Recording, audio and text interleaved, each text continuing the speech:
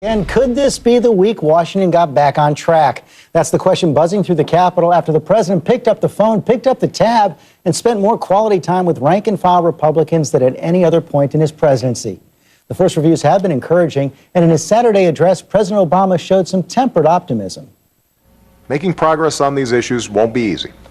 In the months ahead, there will be more contentious debate and honest disagreement between principled people who want what's best for this country. But I still believe that compromise is possible. I still believe we can come together to do big things. And I know there are leaders on the other side of the aisle who share that belief. House Speaker John Boehner a bit more skeptical. I think it's a sign, a hopeful sign, and I'm hopeful that something will come out of it. But if the president continues to insist on tax hikes, I don't think we're going to get very far. And one of those Republican senators at dinner with the president Wednesday night here on our Powerhouse Roundtable, Senator Ron Johnson of Wisconsin. Good morning. Also the chairwoman of the Democratic National Committee, Debbie Wasserman Schultz, Congresswoman of Florida, our own George Will, Paul Krugman of Princeton and the New York Times, and the White House correspondent for Bloomberg, Juliana Goldman. Welcome to all of you. And let me ask you, Senator, what happened there? Well, it was a very honest, frank, pretty complete discussion of the problems we face in this nation. President Obama opened it up, really prioritizing the problems, certainly making the point that it's health care, it's Medicare. From my standpoint, the input I provided to him is if we're going to really get to an agreement, this is a good first step. I mean, you have to start meeting with people, you start developing relationships. You got to spend a fair amount of time figuring out what we agree on first. So many times we're talking about different numbers, and we have to first agree on the facts, the figures. One interesting point he made is he said, the problem with Medicare is about $1 of every. Basically, Americans pay in $1, but they get more than $3 out in benefits. He said people generally don't understand that. They think that money's theirs. And the point I made to him is, Mr. President, you are in a unique position to be able to make sure the American people understand that. We're not going to be able to solve these very difficult problems unless we start laying the groundwork and prepare the American people for the solutions. So will this lead to negotiation? I certainly hope so. I got a call from his chief of staff over the weekend to talk about what we need to do in terms of developing the process. So I'll certainly give the president the benefit of the doubt. The other side's not going to go away.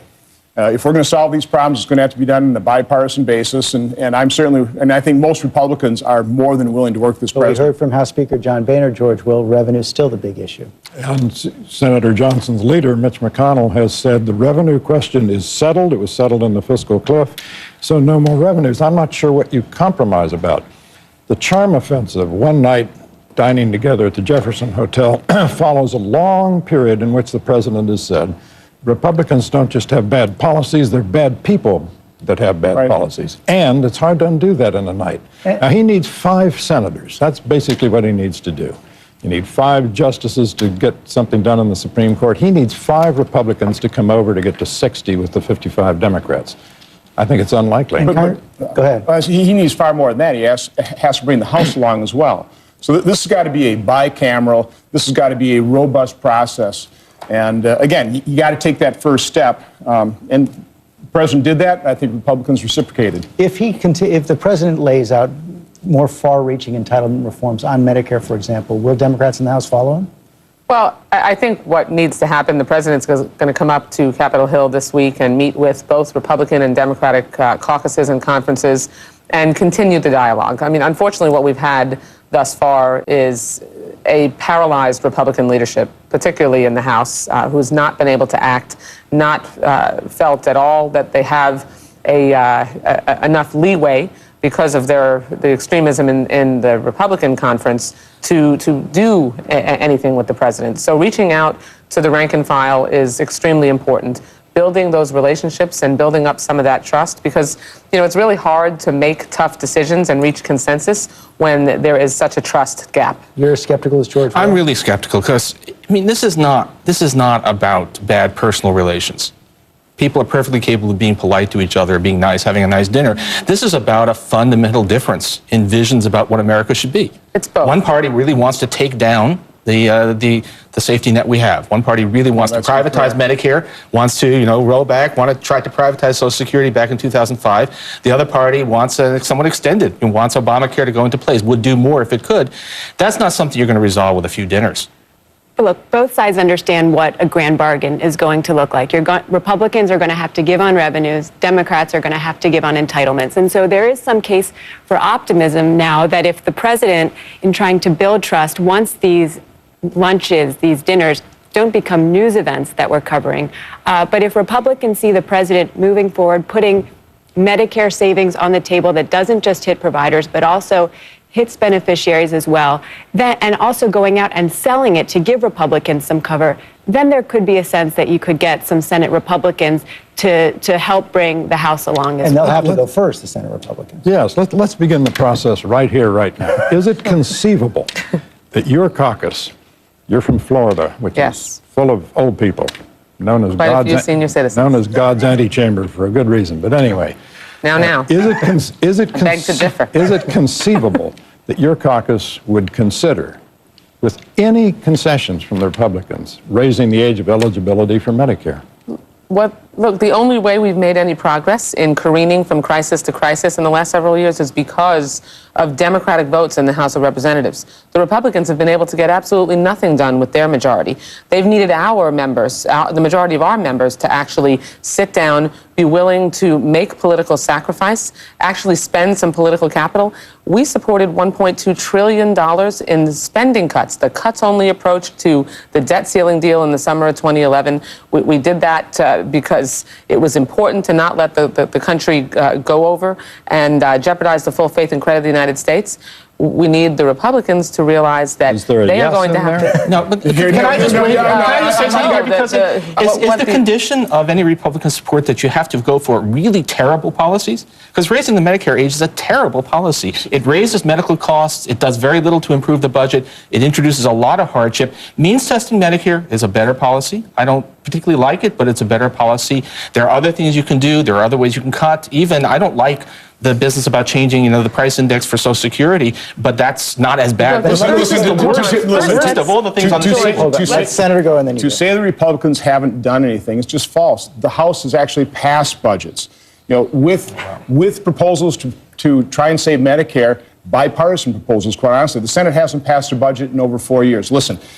Unless we do something, these programs are going broke. It drives me nuts. When I hear people say that Social Security is solvent to the year 2035, it's not. In the next 20 years, it'll be $5.1 trillion more in benefits than they're bringing in payroll tax. Let me put a version of George Will's question to you then. If the president went along with either means testing Medicare beneficiaries, more far-reaching, he's done a little bit already, and also adjusting the consumer price index for Social Security recipients, would you, as a senator, be open to more revenues? Listen, if you're taking a look at in a entitlement reform package, actually bringing in revenue for those entitlement reforms, I might look at that. But the fact of the matter is, we already have $1 trillion in middle income tax increases hitting us in Obamacare. They're hidden, but it's middle class. It's certainly true, as well as another $600 billion. So you've already got $1.6 trillion worth of tax increases hitting us in the next 10 years.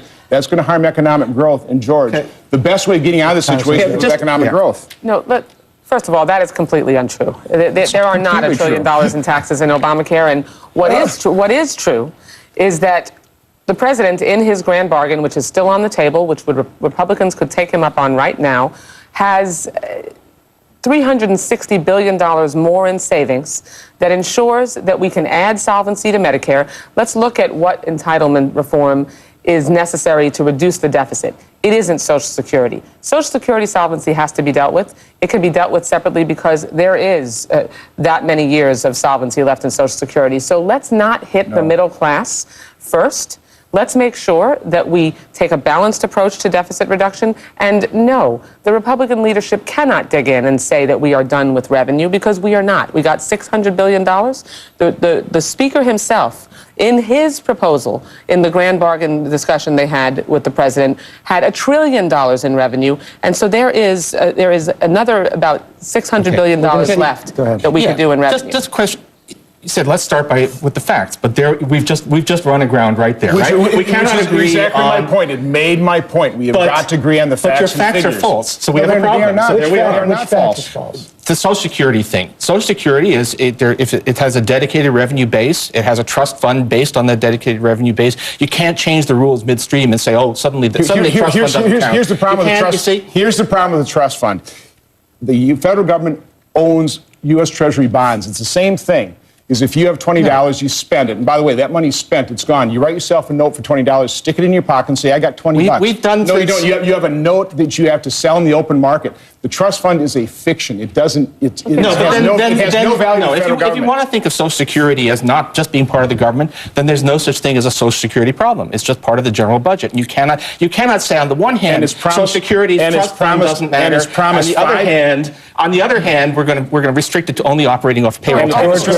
But this is garbage. I mean, it's important to realize that the facts that are being brought out here are in fact non-facts. And how do we go from anywhere from there? Facts. Well, as Pat Moynihan famously said, everyone's entitled to their own opinion, but not their own facts. And we're going to start this chimeric negotiation from two sides that can't agree on the most basic things. But we are going to have, one second, I want to, that's the first thing we have to we are going to have a lot more information on the table this week. Facts. Hold on one second. We're going to have a lot more information on the table this week. We're going to have budgets put forward in both the House and the Senate. Democrats in the Senate, Republicans led by Paul Ryan in the House. John Carl has more on that. This one, which again includes those fundamental changes to Medicare, may actually be more controversial than his last one because this time Ryan is promising to balance the budget in 10 years. His last budget didn't balance until way out into the 2030s, and he's doing it entirely with spending cuts. In fact, I am told he will leave the spending levels under the sequester in place for the next 10 years. Meanwhile, the Senate is going to do something that they haven't done in 4 years. They're actually going to release a budget. Senate Budget Chairman Patty Murray is not promising to balance the budget, but she is promising to undo the sequester with a mix of tax increases and spending cuts found elsewhere. George? Juliana Goldman, nothing from the White House probably until April, no White House budget until April, but Paul Ryan now able to get to balance in 10 years instead of 30, in large part because the economy has been doing better. Yeah, because he's counting the revenues from the fiscal cliff deal, $600 billion, also savings from the Affordable Care Act as well. But this is an important week for budget talks. The battle lines really are being drawn here, and we are going to see just how far apart both sides are. I think one of the questions for the White House, and this is why they started the charm offensive last week, to start softening the field here, is how they're going to respond to the Ryan budget. They say that they're going to respectfully point out the differences that they have, but the devil will be in the details of how respectful they're going to be. Nobody wants to see a replay of when the president famously gave his budget speech in 2011 and hammered Paul Ryan sitting in the front row there. And so it'll be a test of whether this civility will continue. So, George Will, we're going to have everything on the table probably by the end of the week, but my guess is that everyone in both the House and the Senate is still going to be hanging back till the summer to wait and see what really happens when the sequester starts to kick in. And then when we face this next deadline, the government running out of its borrowing authority sometime this summer.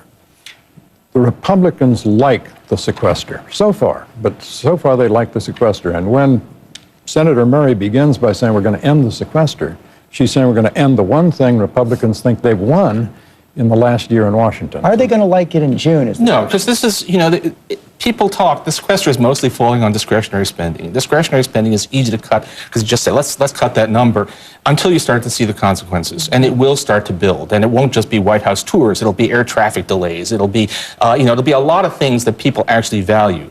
In some ways, some of my liberal friends are actually also in a way welcoming the sequester because they think that as the effects kick in, it'll remind people why actually we need a government that does its job. And we'll put more pressure on defense, which could cause some trouble. And of course, that's the problem. 65% of the budget is off the budget. It's not, it's on automatic pilot. If you ran a business that way and basically said, healthcare, don't worry about what we're spending on that, spend whatever. Same with retirement. You'd be bankrupt in no time. The fact of the matter is the federal government is bankrupt. The only reason it's not functionally bankrupt is because we can print money, and that's what we're doing. That is the overhang. About the state of the budget, there's a remarkable document that almost nobody noticed came out yesterday from the Congressional Budget Office about the budget. And what it said is it's projecting a deficit of $845 billion this year, of which fully half is what they call automatic stabilizers. Low revenue because of a depressed economy, unemployment benefits which are high because of a depressed economy. With a fully recovered economy, the budget deficit would be down to about $420 billion, which is, in fact, a level that is consistent with a stable debt position. It is government out of the way, and we'll have the cyclically adjusted budget deficit now is back to what it was in 2006, back to what it was during the height of the housing bubble. So we are, in fact, we have already basically brought the budget under control, and nobody noticed. For the next 10 years. What CBO has also said is that if we don't replace this, if the sequester remains, we'll lose about 750,000 jobs. Evidence that a cuts-only approach like the sequester, particularly one that is indiscriminate, takes a meat-axe approach instead of a targeted, responsible approach to spending cuts with balance from closing tax loopholes that only benefit the wealthy and using that to reduce the deficit. Make sure that we also talk about entitlement reform, which, yes, I would be willing to support that if we have a balanced approach. And the only ones who, unfortunately, right now are on the side of cuts only is the Tea Party extremists in the Republican Party in the House and the Senate. Sequestration is a lose-lose for both sides. For Republicans, to the extent that they're seen as uncompromising to a fault, this is just going to hurt the brand even more. For the president, we're seeing robust job growth, great trends in the economy right now, and the sequester shoe has yet to drop. And to the extent that it starts shedding 750,000 jobs a year to push the economy back, that's bad for the president, too. And that's one of the questions, though. We saw this robust jobs report this week. Is this going to actually make the sequester less? George, I don't think the sequester is going to be. I don't think the problem is going to be the fact that it hits the economy, although it will hit the economy, and it's a real shame because it looks like finally the engine is really catching, and just at the moment the engine is catching, somebody is pulling the plug to make. At what point do we restrain the growth in government? At what point? Spending growth has been exceptionally low under Obama. We just need to say that. We're up 23% of our economy in terms of government. Can I quarrel with your adjective about the robust growth? If the workforce participation rate were as high today as it was just 12 months ago, the unemployment rate would be 8.3%.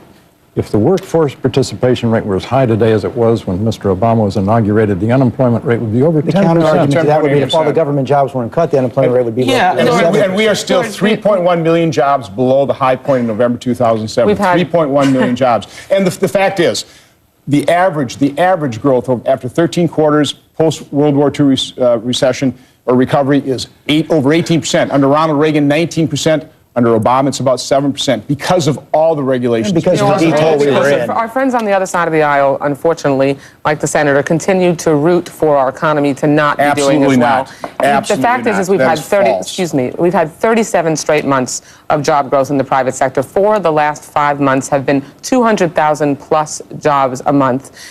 Look, I want to start where we began, which is that there is a trust deficit between the two sides. I am someone... And big differences that have been displayed here for the last 18 years. So let's agree on numbers first. No, That's the problem. What we need to do... Turns out, not if you won't tell me. Hold on.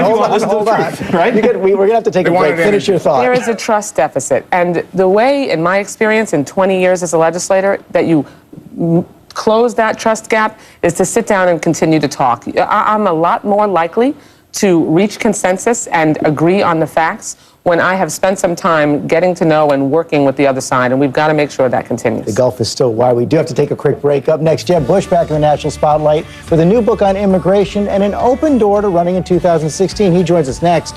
Plus, Mr. Paul goes to Washington, setting Twitter on fire with his filibuster on drones, and Facebook's Sheryl Sandberg sparking a fierce debate on women in work. The roundtable is going to weigh in on all that when we come back. So everyone, George Will is here, as always. Also, Paul Krugman of the New York Times in Princeton, Juliana Goldman of Bloomberg News, and Senator Ron Johnson of Wisconsin, Congresswoman Deborah Wasserman Schultz of Florida. And George, you heard Governor Bush there. He said it wasn't a political week. It wasn't all that rocky, but he is encouraged on immigration reform. Well, maybe, and in part because he really did clarify the argument. Everett Dirksen, who was the leader of Senate Republicans for many years, said, I have my principles, and one of my principles is flexibility. And Mr. Bush was flexible on treating the 11 million who are here already. The immigration debate today is occurring after 2 years in which net immigration from Mexico, which is the most important source of immigrants, has been approximately zero. most important capital is not Washington, D.C., it's Mexico City, where they have their economy doing A, better than ours, and B, being a magnet to help people stay there. So what we're really arguing about is what to do about the 11 million illegal immigrants who are here already. And I think what we learned this week was any plan that does not envision as an endpoint citizenship for those is not going to work. It's not bottom line, that's right. So I just learned something really important from this interview about Jeb Bush, which is he's one of those people who says frankly just before he delivers a big whopper. So that frankly we're going to deal with the deficit by economic growth. Come on, he has no plan. No, anyway, that was impressive. It's an object lesson. I mean, he's just shown us the perils of political pandering. He wrote a book for the immigration debate the way it was a few months ago and got caught flat-footed by the way it shifted.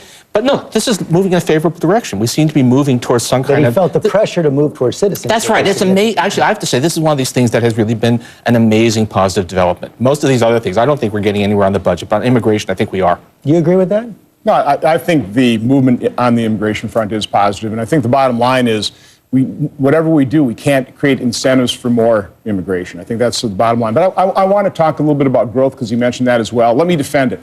From 2000, but only stick on immigration. One sentence, so we stick to immigration. Okay, but I got to get back to growth. Okay, go ahead. Having a bit of experience with Governor Bush, being the former governor of my state, I think we saw quite clearly that what he did this week was get caught in a tangled web of his own evolving ambition. I'm not sure why you have to write a book on your views on immigration reform to conclude that we need legal immigration to be more cost-effective and more incentive than illegal immigration. I mean, at the end of the day, we do have an opportunity for progress. We have an opportunity for progress because President Obama got 71% of the Hispanic vote in this country, and we have, for a long time, needed to reach consensus on comprehensive immigration reform, have undocumented immigrants go to the back of the line, pay taxes, pay back taxes, and make sure that we recognize that they are part of the essential part of the backbone of our economy. Where a bipartisan group in the Senate is working to come up with a plan. About 8 senators working on it. The White House encouraged by this as well.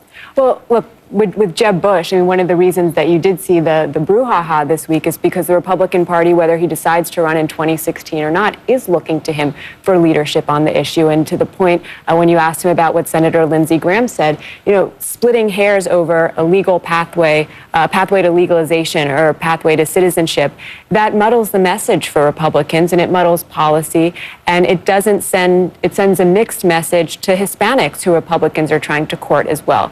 The White House does see progress, but at the same time, the president met this week with religious leaders around immigration, and he told them that the Congress is unlikely, the Senate's unlikely to meet the March deadline, and that they're unlikely to come forward with something until April. In April. Yeah. You said it's unclear, and it is unclear whether Jeb Bush is going to run in 2016. Pretty clear after this week, though, that Senator Rand Paul is going to run in 2016. Had that remarkable moment on the Senate floor, 13-hour filibuster.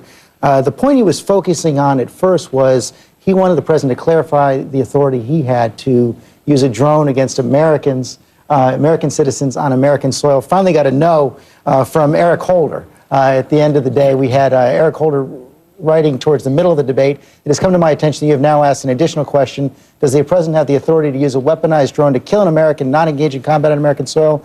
The answer to that question is no. Sincerely, Eric H. Holder, Jr. But, George, this filibuster became about far more than that over the course of the day. It started about drones, but it really went on to a re-examination of Bush-era foreign policy, and which necessarily means executive discretion. And it went on from there to a general critique of executive discretion and domestic policy as well. This really was a revival from the new guys in the Senate, one of which is sitting here, Cruz of Texas and Lee of Utah and Flake of Arizona and all the rest, who are rediscovering the roots of modern conservatism, which were in the critique of executive power under Franklin Roosevelt and then Lyndon Johnson. Traditional conservatism goes right back to the 30s when modern conservatism was born in reaction against the New Deal, has been congressionally oriented.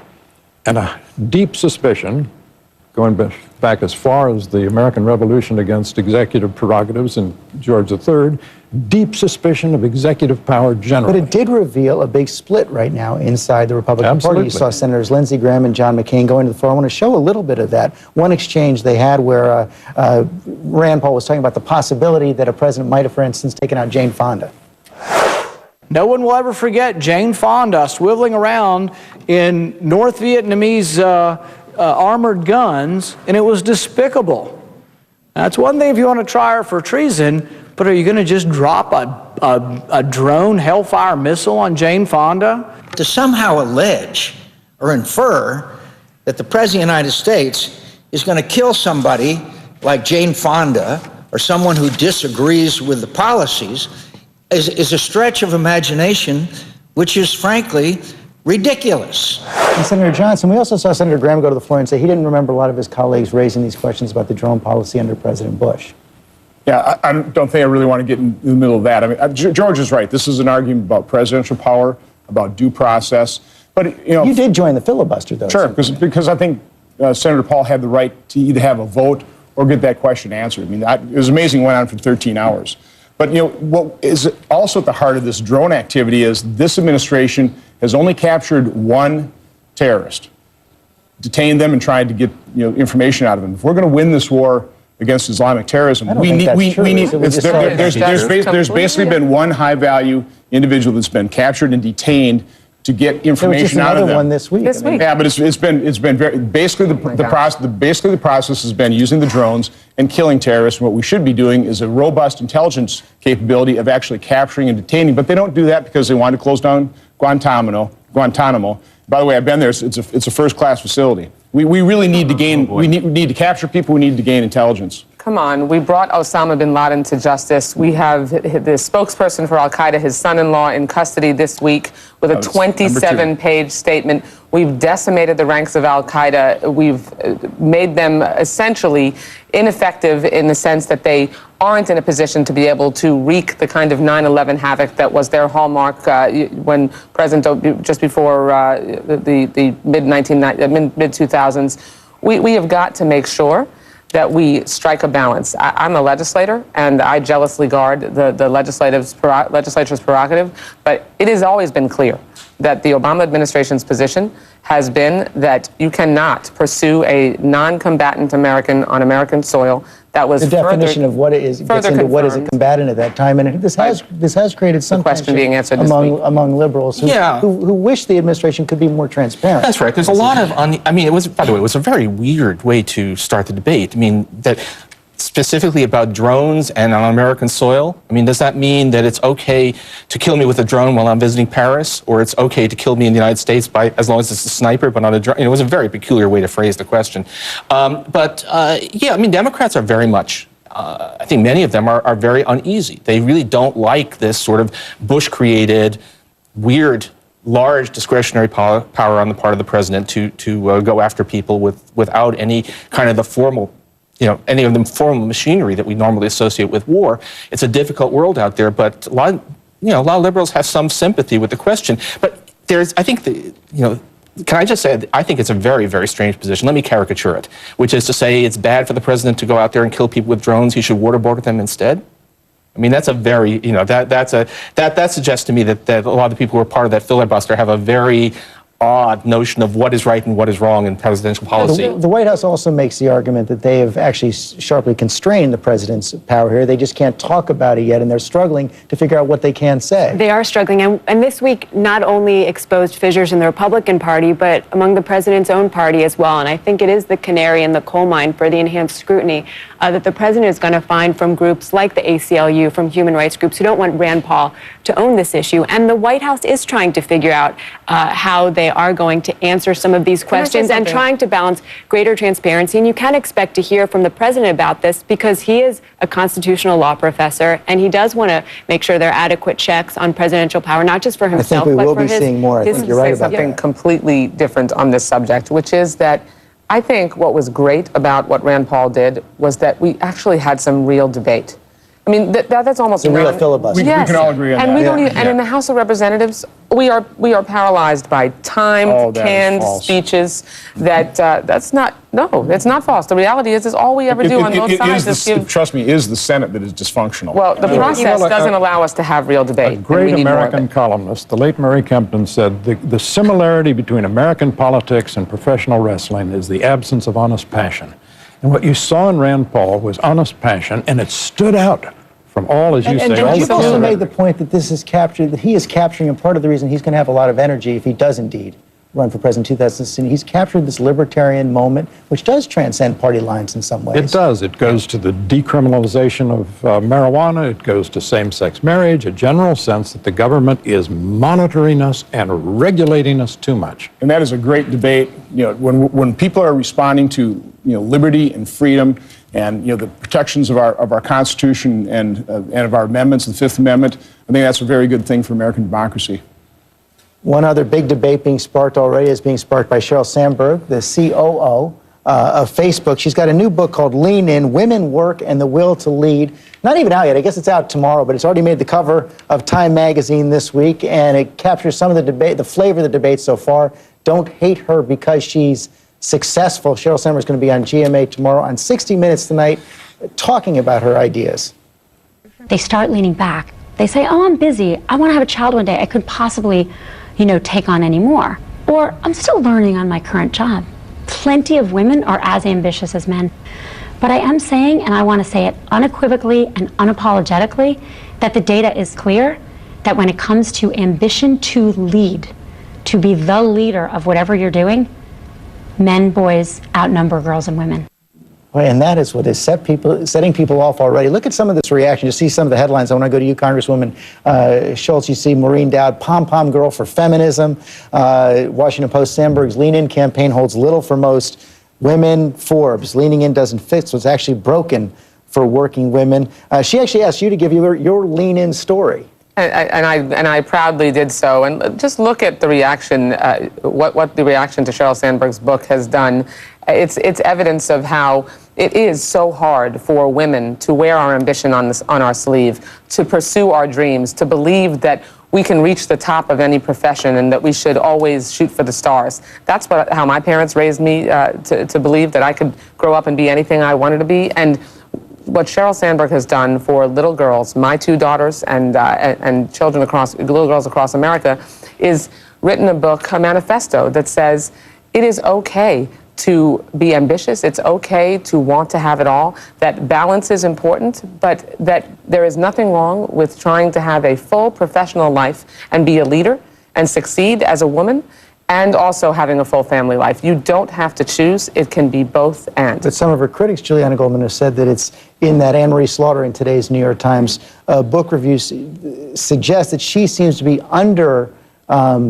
emphasizing the kind of real constraints women feel inside the workplace, institutional constraints. So in 2011, when Sheryl Sandberg gave the commencement address at Barnard College, my alma mater, a bunch of my girlfriends and I, we had for days a running email chain about how empowering this message is. And for someone like myself, I don't have children, I'm not married, but I think about my career and I think about how someday I do want to strike that balance. And so it's so important right now to be able to have role models, women having this discussion like Sheryl Sandberg, like Anne-Marie Slaughter, so that we can think about how we're going to be making choices down the road. I take it there's been a lot of resonance about this phrase she has, don't leave before you leave, which is sort of to take yourself preemptively out of the work. Did that strike a chord with you? Yeah, I mean, I think about, last May getting a call from the White House saying, okay, in 24 hours, you're going to be going on a secret trip to Afghanistan.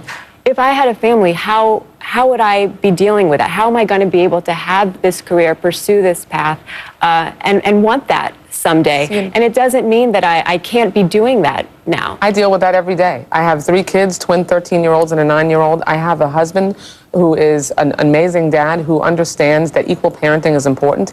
He has an employer, George, that understands that making sure that he is able to have a balanced family life and be there as a professional is important. And those are all, it is a team effort through employers, through parenting, through making sure that our educational process encourages girls as equally as boys, and through girls having role models like Sheryl Sandberg who tell them it is okay to be ambitious and you should go for it when Where you do men can. fit in this debate, George? Well, Sheryl Sandberg says there's an ambition gap, and she sounds a little bit like Professor Henry Higgins, saying, why can't a woman be more like a man? Maybe men should be more like women in the sense that they should be more like your husband. I mean, my 4 biggest achievements in life are named John, Jeff, David, and Victoria, the children. And I think we all feel the same way. And when Anne-Marie Slaughter causes a huge national uproar with an article in, I guess, Atlantic, saying women can't have it all after all, I have news for her. No one can have it all. Yeah, I just think, the reaction is, people are saying, I haven't read the book, but people are saying, well, Sheryl Sandberg is not talking enough about not talking about all the problems. Well, what are you asking of her? She's writing a book that is making the point that there is this, that women, some women who could be doing much more, lean back, don't do enough. She's not talking about the problems of every woman. That's okay. I mean, apparently it's a really powerful book for those who found a message in it. We're asking, this in itself is a way of telling us about just how difficult, how unprepared we are still to have women as a full part of our society. It just means that we need to make sure that for women in every walk of life, they have an opportunity to succeed and achieve their dreams. And it isn't only, I don't think Sheryl's book is written only for wealthy women of privilege. It's written for all girls and all women who have big dreams, who we should encourage to dream big dreams, and we should help make sure there's a path for their ability to succeed. Any argument there? Listen, this is a tough balance. I've been surrounded by strong, capable women, my mother, my wife, women that I work with. It's a tough job, and it's great to have wonderful examples. Power of example is great. No question about that, and we're going to be hearing a lot more of her and a lot more of her example. Thank you all for a terrific roundtable today.